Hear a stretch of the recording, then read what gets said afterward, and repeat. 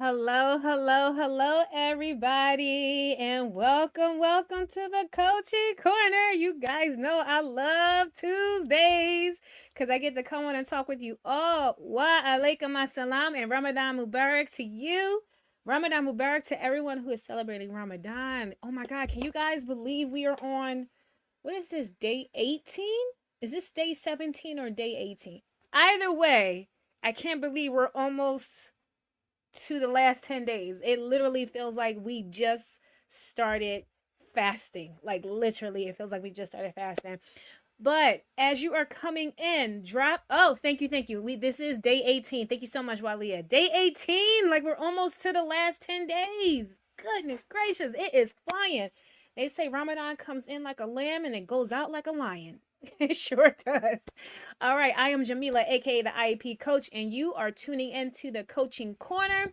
I am the founder and CEO of the IEP Coach LLC. We are an education consulting company, and we specialize in providing professional development and coaching to special education teams, teachers, and paraprofessionals to help them thrive and not just survive in their roles. So, in a nutshell, we make SPED simple for them. Okay. All right. And we go live every Tuesday, 6:30 p.m. Eastern Standard Time. And we talk about all things special education. So listen, we're going to talk about this topic of how to advocate effectively in IEP meetings. And we're going to have some time for some Q&A. So make sure you stick around because you can get your question answered here right on the live. But before we go any further, I need you to do me a favor. I need you to, one, drop in the comments, let me know where you're tuning in from, and two, share out this live with as many people as possible. This is for parents, this is for teachers, this is for admin, anybody who is sitting at that IEP table for the meetings, related service providers, the parent, the teacher, the admin, the LEA, everybody. Okay, so share out this live. And as I'm telling you to share it out, I am sharing it out as well. Oh my God, the weather is starting to break. My birthday is coming. April 6th. Ah, so excited. All right, let me calm down. Let me calm down. Let me chill out for a little bit. Okay, sharing out this live. But yes, the weather is, it was cold this morning, but it's getting warmer, and I'm so happy it is getting much warmer. All right, let's share out this live. All right. Okay. And just a reminder for everybody, our popular workshop, the IEP in a nutshell, it is now on demand. You can just click the link in our bio and go ahead and register and, go ahead and view the workshop and get the tips and skills right there on demand. And I'm going to go ahead and drop the link. If you are tuning in on Instagram, you can click the link in our bio and register and watch it and view it right away. Okay? That is our most popular workshop. So instead of just keep doing it every month, hey, you need to get some tips about the IEP in a nutshell. Go ahead, click the link right in our bio and go ahead and watch it right there on demand. All right? Right there on demand. And also, don't forget to subscribe to our newsletter, the IEP Insider. Yo, we have over 1,000 subscribers to this newsletter, and we just launched it. What was it? January? The end of January? We just, or was it February? It was January or February. We just launched that. So listen, you definitely want to subscribe to that so you know when the next edition drops. I'm going to go ahead and drop the link here in the comments. If you are on Instagram, you can click the link in our bio and go ahead. Listen, it's tips for admin, it's tips for teachers, actionable tips, like you can applicable strategies you can apply the very next day. Okay, and that's the purpose of that newsletter. We want to make sure we're giving you strategies and tips that you can utilize right away. Okay, so the IEP Insider, I just dropped it in the comments, and as well as the IEP in a nutshell on demand workshop, I dropped it right there in the comments. So go ahead, take advantage Okay, I am just dropping it here on LinkedIn. And we're going to go ahead and get started. All right, we're going to go ahead and get started. All righty. Okay. All right. So let me make sure. Let me see anybody on Instagram asking any questions. Okay, we good. We good. We good. All right. So we're going to go ahead and get started. So again, tonight's topic is how to advocate effectively in IEP meetings. How to effectively advocate in IEP meetings. So who's on the live? How many of you have been in an IEP meeting?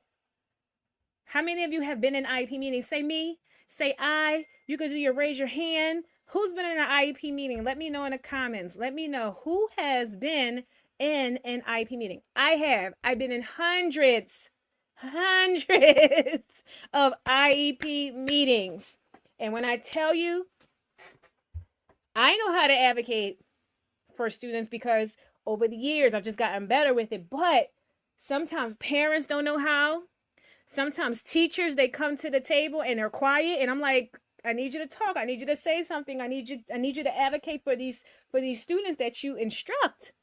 Right? Related service providers, you need to advocate. Admin, you need to advocate. Okay? And sometimes it can be intimidating and overwhelming at these IEP meetings. They could be sharing, the person that's leading the meeting could be doing a lot of sped jargon. You're not even sure what they're talking about. So you're a little confused. It could be a little intimidating because you see all these people at the table and you're like, goodness gracious, what did I just walk into? I thought it was just my child's teacher. And that's it. Like, oh my God, all these people. Or even if you're the gen ed teacher or a related service provider, you're coming in like, goodness, all these people, especially if you're new, it can be overwhelming. All right. So tonight, I'm going to give you some clear, actionable tips and strategies so that way you can walk away and be ready, empowered, and ready to advocate for at your next IEP meeting. All right. So whether you're a parent, teacher, or admin, this live is for you. Okay. This is for you. This is our conversation. So again, drop your questions as they come to you. Drop your questions in the comments. I'll make sure someone on our team sees it to make sure I see it, and it will be addressed. All right, so let's get started.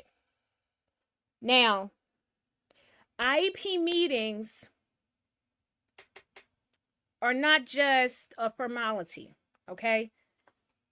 IEPs are a legal document. Therefore, an IEP meeting is a legal process, okay? So, and it's just like the IEP is designed to serve the student's needs, the IEP meeting is designed to serve the student's needs. All right. So every voice at that table matters. So everybody on the IEP team, voices matter. And you may say, okay, who's the IEP team? It's the student, it's the parent, it's the special education teacher, it's the gen ed teachers, it's the administrator, any related service providers. Anybody that gives support to that student or instructs that student is on the IEP team. Okay? Everybody's voice matters. All right? Now, have you ever left an IEP meeting feeling like you didn't have all the answers? You might have left that meeting like, I don't know what the heck they were talking about. I don't know what just happened. I'm not even sure what my child is getting. I'm not even sure what the student got. I don't even know what just happened here. Or you felt like you wasn't being heard. I want you to drop me in the chat or do the raise hand emoji. If that's you, if you've been in an IEP meeting and you left that meeting feeling like your voice was not heard, they didn't listen to you, they were talking over you, I want you to put me in the comments or do the raise hand emoji. All right. Let me see who is in the chat. Okay, I see a me. Me. Yes.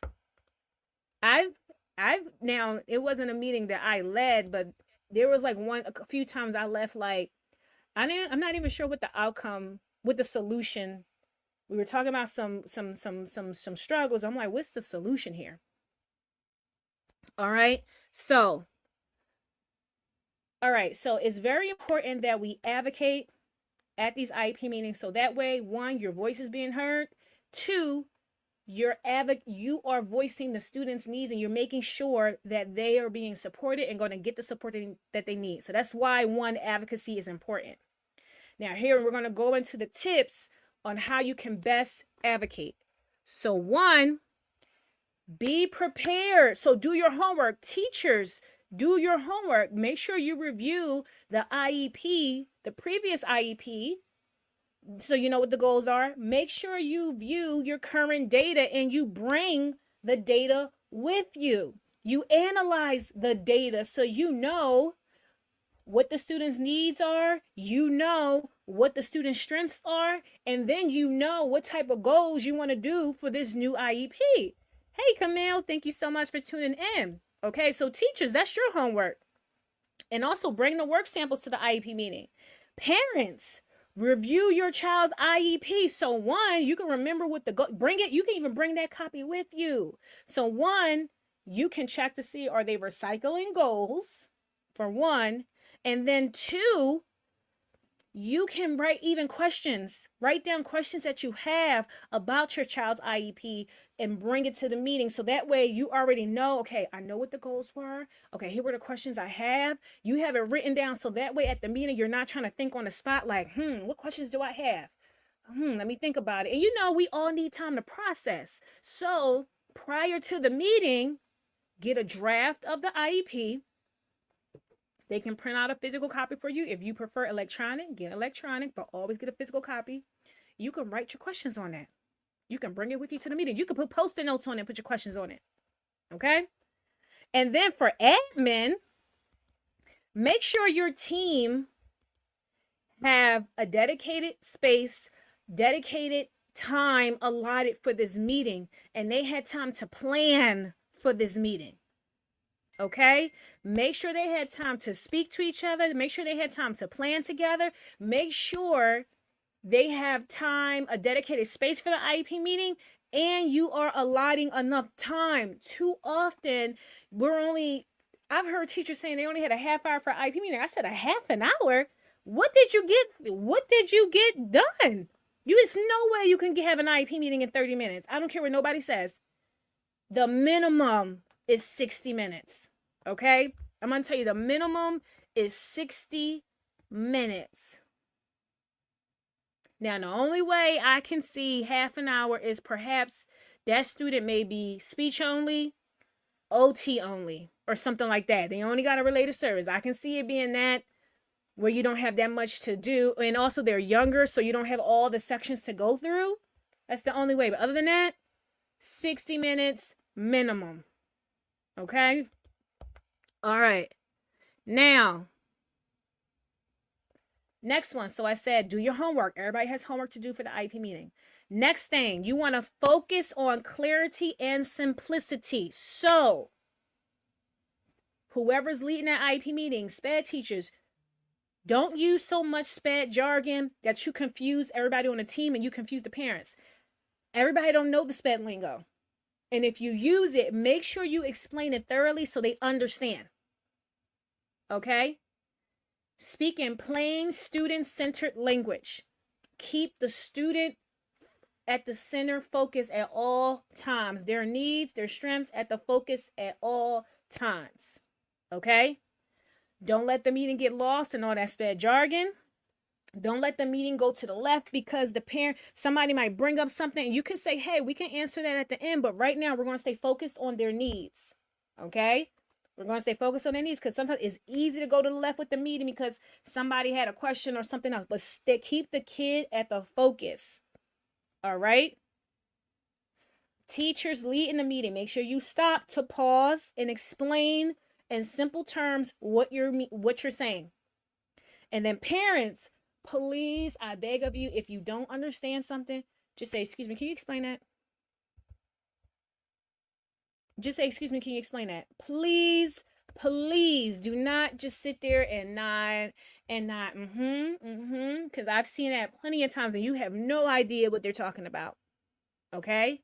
You deserve clarity, ask for it. Excuse me, can you break that down? I'm not even sure. When I have IEP meetings, I always tell parents, I said, listen, if I say something you don't understand, stop me. just stop and just say, Miss Bashir, I need you to stop. I don't know what you're talking about, or I'm not sure what you just said. Okay? So teachers talk in plain student-centered language. Don't use so much jargon that you confuse parents. If you use some jargon, thoroughly explain yourself. And parents, if you're not clear on something, just ask for clarity. All right? Now, so for example, so teachers, as you're leading that, so don't just say something like, okay, here's the modifications for the instruction. You can say, well, here's how we're going to modify the instruction so that way Jonathan can access it, so that way Jonathan can attain it, so that way Jonathan can access the material so he can show what he knows. Like break down what you're saying. All right. Now, here's another one. Ask powerful questions. So try not to do yes/no questions. Okay. So ask powerful questions. Here are now. Listen. Write this down. Write this down. These are some powerful questions to ask at an IEP meeting. All right. Write it down.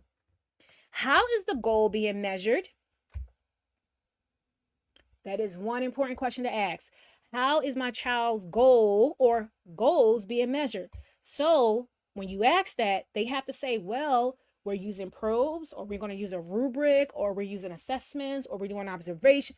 Always ask, how are the goals being measured? That's the first powerful question.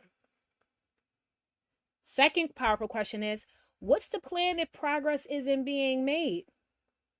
That's another powerful question. What is the plan if progress isn't being made? Or what is going to happen if my child isn't making progress? Okay, that was the second one. The third one. Oh, excuse me, it's not 4 powerful questions, it's 3. Sorry. When they start talking about accommodations and modifications, what does that look like in the classroom? What do the modifications and accommodations look like in the classroom? I just gave you 3 powerful questions to ask. So first one, how are the goals measured? Okay, that's the first powerful question. Second powerful question is, if my child isn't making progress, what's the plan? If progress is not being made, what is the plan? And then the third powerful question is, how do those accommodations and modifications look like in the classroom? Okay, just gave you 3 powerful questions. Ask those questions. Okay, guaranteed great dialogue. You're going to know how your child's goals are being measured. You're going to know how the accommodations and modifications look in the classroom, and what's the plan if they're not making progress. Okay. Next tip. Now, avoid these common IEP meeting mistakes. Rushing through the meeting, using too much jargon, which I have said over and over, do not do. When you focus only on the student's deficits, meaning you're only focusing on what they can't do. They can't do this. They can't do that. And not making time to answer parent questions. Those are huge mistakes. Avoid those. Okay? So, do not rush through that meeting. Do not use all that sped jargon. Don't just focus on what the student can do. Focus on what they can do and build from there. And always make time to answer the parents' questions. I cannot stress that enough. Always make time.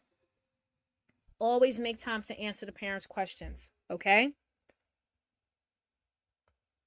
All right. Next tip. Speak up and stand firm. Stand on all 10 when you are talking. Talk with conviction. You got a question, say it with conviction, okay? Like, everybody has the right to ask questions at the meeting. Everybody has the right to request data. Everybody has the right to express their concerns. Okay? So, and it's okay to disagree. You can say something like, if someone says something, you can say, well, Can you say more? Can you explain that more? Or I think I will understand if you could explain your decision behind that. Can you explain your reasoning behind that? Versus I disagree. I don't think that doesn't make any sense. That's gonna make the meeting go left. No. If someone says something that you don't like or you don't agree with, you can say, "Oh, how did you come to that decision?" Or what data did you use to come to that decision? What data did you use to increase service or decrease service? Oh, and Katie made a great point. It should be an alliance for the child. Always keep the child at the forefront. Okay. Another way that you can, if you disagree, you can say, can we revisit this and look at an alternative? You don't, if you if having a disagreement doesn't have to be nasty and it doesn't have to be disrespectful. You can respectfully disagree with somebody. And that's how it should be at an IEP meeting. Respect from the gate and respect all around. Okay? And last tip, make sure you close that meeting with clear next steps. Okay? This is one of the best ways to advocate. Like, yes, you're talking about your concerns for the student, how you're going to support the student. Close the meeting recapping the clear next steps. How are we going to move forward from here? So, clear action steps, contact points for follow-up. So you can say, okay, you might say, okay, we're going to do an intervention for Jonathan, and he's going to start going to homework club. 2 clear steps. All right. Contact points for follow-up. We're going to follow up in 2 weeks. I'm going to send an email to everyone, and we're going to do boom, boom, boom. I'm going to update you with his progress. And then the timeline for reviewing progress, okay? With the intervention, we're gonna check the progress at the end of every week or bi-weekly. We're gonna check the progress, check how he's doing. We're gonna check the data and analyze it, okay? And parents, always get a draft of that IEP before you go to the IEP meeting. This is one of the best ways to advocate. So that way you can see the goals, you can see everything beforehand. Again, you can get your questions together. It gives you time to process what you have read in the IEP, and you can start putting your questions on that IEP. All right. So let's recap. All right. So we know advocacy is important because everybody's voice matters, right? Now, to properly advocate and to effectively advocate, everybody has to do their homework. So teachers, review the data, analyze your data, analyze the students' progress on their goals, and come with their work samples. Parents, make sure you review your child's IEP prior to coming to the meeting, so you have your questions ready and you're prepared. Administrators, make sure the IEP team at the school had time to meet and plan together. They actually have a designated space for their meeting, and you have allotted them enough time. Cut out those quick 30-minute, at least an hour. At least an hour. All right? Focus on clarity and simplicity. Lose all the jargon. Don't use all this bad jargon where you're confusing people. Explain yourself thoroughly. Speak in plain student-centered language, okay? And keep the student at the focal point always. Because we're here for Jonathan. We're talking about Jonathan. This is the point of this meeting. How he's doing, how he needs to improve, and what we're going to do to help him improve and his skills. And if you don't understand something, parents, please ask for clarity. Ask a question. All right. Then here were the 3 powerful questions I told you to ask at your next IEP meeting. How are the goals being measured? So write this down. That's the first powerful question. How are these goals being measured? The second powerful question is, what's the plan if my child isn't making progress? And then the last powerful question is, how are these accommodations and modifications, how do they look in the classroom? How do you do them in the classroom? Those are 3 powerful questions. Okay? And then, of course, avoid rushing through the meeting. Avoid using too much jargon. Avoid only focusing on what the student can't do, and always make sure you make time for parents' questions. Okay? Speak up and be firm with your speech. It's okay to disagree. You can respectfully disagree. If someone says something in the meeting that you don't agree with, you can just say, "Excuse me, can you share the data behind that decision? How did you come to that decision? Can we revisit and try an alternative? What's the alternative to that?" It's okay. We can respectfully disagree. And last but not least, close with clear next steps. So what are you going to do? How are you going to progress monitor that? And how are you going to touch base with everyone, communicate with everybody? Okay? Doing all of these will help you advocate effectively at your next IEP meeting, whether you're a teacher, whether you're a parent, whether you are admin. All right? Okay? So I want to take the time to open up for questions. Who has questions? Who has questions? Go ahead and drop them in the comments right now. Also, I want to remind you guys of our Ramadan toolkit that we have. If you need help with supporting your school, supporting your staff during this blessed month of Ramadan, and you're not sure how, go ahead and get our Ramadan toolkit. We have signage in there. We have the do's and don'ts. We have a checklist. We have emails that you can send to your staff, emails that you can send to your parents. We have we have need surveys. We have journal topic. We have everything that you need right there in that Ramadan toolkit. So don't play. Don't play. There's no excuse. There should be nobody saying that there should be nobody saying like, "Oh my gosh, I'm not able to pray at school. I don't know how to serve my students. I don't know how to." No, there's no room for that. We done did the Ramadan real talk. We done had these lives. We done did so much, but you guys, it's no excuse. It is no excuse no more. And don't forget, we have freebies for you guys. I'm going to go ahead and drop that in the comments as well. Let me see. Do we have any questions? Okay, we have a question right here. How are these goals being measured? I am Sina Martin. I hope I said your name right. Sina or Sina Martin. I hope I said your name right. I'm not sure if you was just repeating something I said, but how are goals measured? Now, if they are academic goals, the teacher can be using the teacher can use an intervention program. Using the data from the intervention program, the teacher can be using assessments. The teacher can be using assessments. What else? If they're academic goals, yeah, they can use probes and be timing the student. If there are behavior goals, a lot of times they're going to use a rubric. So like, let's say for instance, completing classwork. It may say, and he or she can get a certain amount of points. Like a 1 could be they completed no work. 2 could be they completed. It could be little to no work, or it may say 3 to 1 assignment for that whole week. A 2 could be they completed 2 to 3 assignments for that week, and then a 3 could be, hey, they completed all of their assignments. And then the teachers will circle what they did for the day. So this helps the case manager track how they're doing with that goal. And then over time, they analyze that data that they get to see, is the student making progress or they're not making progress.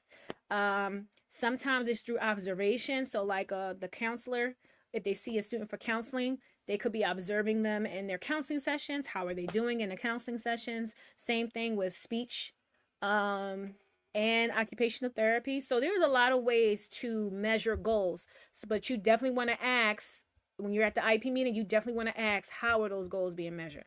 Okay. Any more questions before we head on out? Any more questions? Let me check. All right, I don't see any questions. If questions come to you later, please don't hesitate to DM us at the IEP Coach LLC. We're very responsive, and we are at the IEP Coach LLC on all platforms. Please remember, advocacy doesn't have to be scary. It does not. It's about preparation, clarity, and standing firm with the students' needs. All right? Don't forget to subscribe to our monthly newsletter. I'm going to drop it again, the IEP Insider. And we are going to be dropping. Actually, we got a new edition drop in tomorrow. I know we said monthly, but we want to drop this article. So don't forget to subscribe to our monthly newsletter, the IEP Insider. Okay. Also, we just dropped the link for our freebies and for our, I'm going to drop the link again for our IEP in a nutshell. It is on demand. This is our most popular workshop. It is on demand. So we're going to go ahead and drop that in the comments as well. And if your school or parent community needs more support with how to advocate or just support with their IEP meetings and IEPs, please don't hesitate to contact us. Okay? I'm going to drop the link for you guys to book a call with us. Please don't hesitate to contact us and book a call so we can come to your school and support you guys. Okay? Just like I said, open your mouth and talk. Closed mouths don't get fed. Ask and you shall receive. So you have to make sure you open your mouth. All right? You got to go ahead and open your mouth. Okay, I just got to make sure I got the right link. I forgot to add that link to my notes. All right, here it is. Here it is. All righty. So go ahead. There you go. All right. Thank you all so much for tuning in. Stay encouraged, stay prepared, and stay ready to advocate. Be kind to yourself. Remember your capacity. You're only one person. You only can do what you are capable of doing. Be safe and be kind to each other. And I will see you next week. Peace.